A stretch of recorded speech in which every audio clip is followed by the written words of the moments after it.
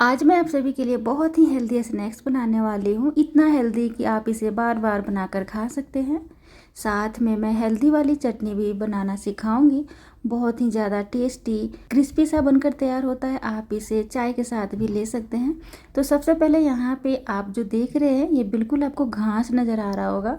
मैं इसी की चटनी बनाऊंगी, बहुत ज़्यादा टेस्टी लगती है। और ये कोई घास नहीं है, आगे मैं वीडियो में बताऊंगी ये क्या है। बहुत ही ज़्यादा अच्छा सा ये सॉस इसका बनकर तैयार हो जाता है। साथ ही साथ हम बहुत ही क्रिस्पी वाला स्नैक्स बनाएंगे।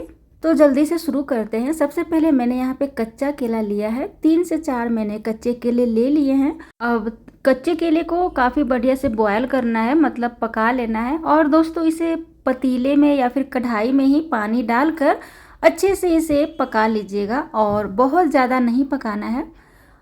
अगर आप इसे कुकर में पकाएंगे तो ओवर कुक हो जाएगा, तो कुकर में बिल्कुल ही इसे कभी भी बॉयल मत कीजिएगा। इस रेसिपी को बनाने के लिए देखिए हमारा केला जो है वो 80% पक गया है, तो आपको भी इसी तरीके से करना है।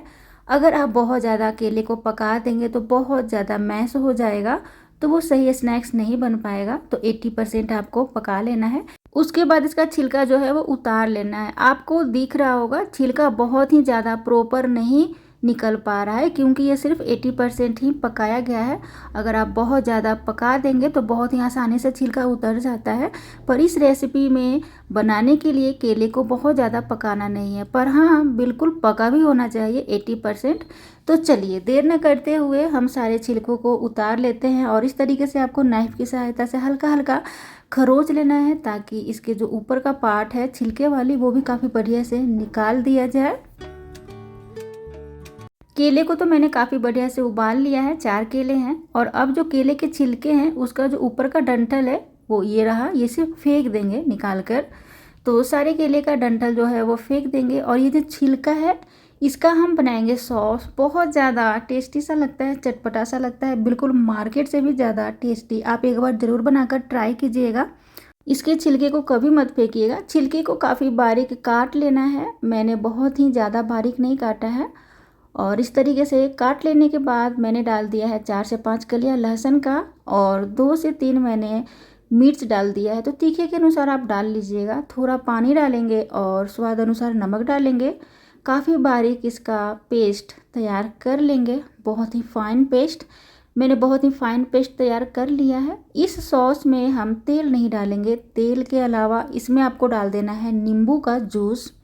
अगर आप इसका चटनी बनाना चाहते हैं तो कच्चा सरसों तेल मिलाइएगा, लेकिन मैं इसे सॉस बनाना चाहती हूँ ताकि स्नैक्स के साथ काफ़ी बढ़िया से खा लें, चटपटा सा भी लगे।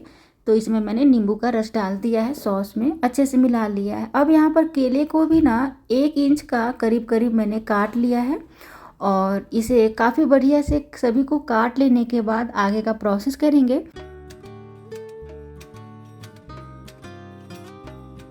अब इसे आपको तल लेना है। तो तेल जो है वो काफ़ी गर्म होना चाहिए, और मीडियम आंच पे इसे तलेंगे। मैं यहाँ पे सरसों तेल का इस्तेमाल कर रही हूँ। आप चाहें तो रिफाइंड ऑयल का भी, सूर्यमुखी का तेल, या फिर तिल का तेल, तीसी का तेल, जैसा भी आपको तेल खाना पसंद है उसमें आप इसे तल सकते हैं। और थोड़ा सा मैंने हल्दी पाउडर डाल दिया ताकि इसमें कलर जो है काफ़ी बढ़िया आ जाए। दोस्तों ये स्नैक्स जिस तेल में आप तलेंगे उसके अनुसार इस स्नैक्स का स्वाद जो है वो चेंज हो जाएगा। तो आपको जो भी तेल खाना पसंद है उस तेल में आप इसे तल लें, और काफ़ी बढ़िया से जब ये क्रिस्पी हो जाए तब इसे निकाल लेंगे। इतना ही क्रिस्पी आपको करना है, बहुत ज़्यादा डार्क यानी कि ब्राउन नहीं करना है। और जैसे ही तल कर इसे निकाल लीजिएगा, उसके बाद आप इस तरीके से कटोरी या फिर ग्लास लीजिएगा और इस तरीके से हल्का सा दबाइएगा। दबाने के बाद आपको कुछ इस तरीके से नज़र आएगा। तो सभी को इसी तरीके से दबा देंगे।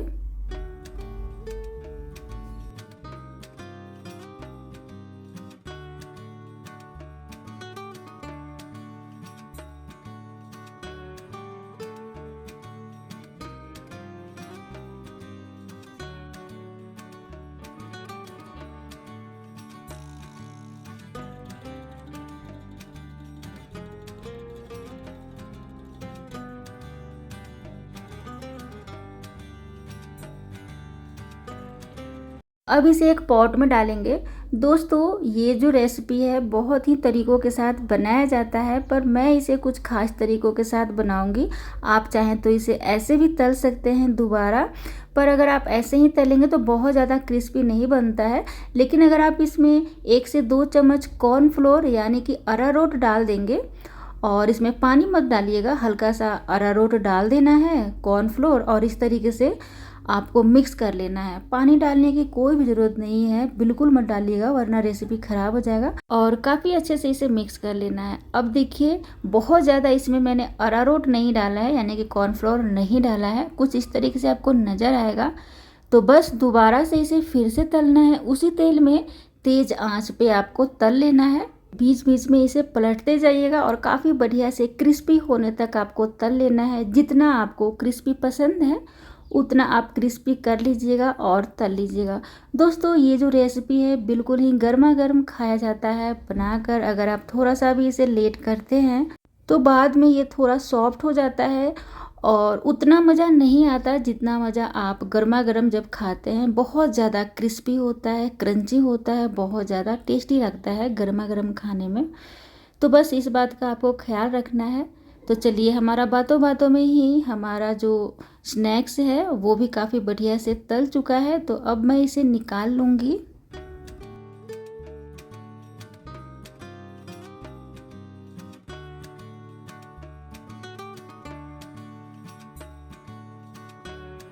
सेम प्रोसेस से बाकी केले को भी तल लेना है।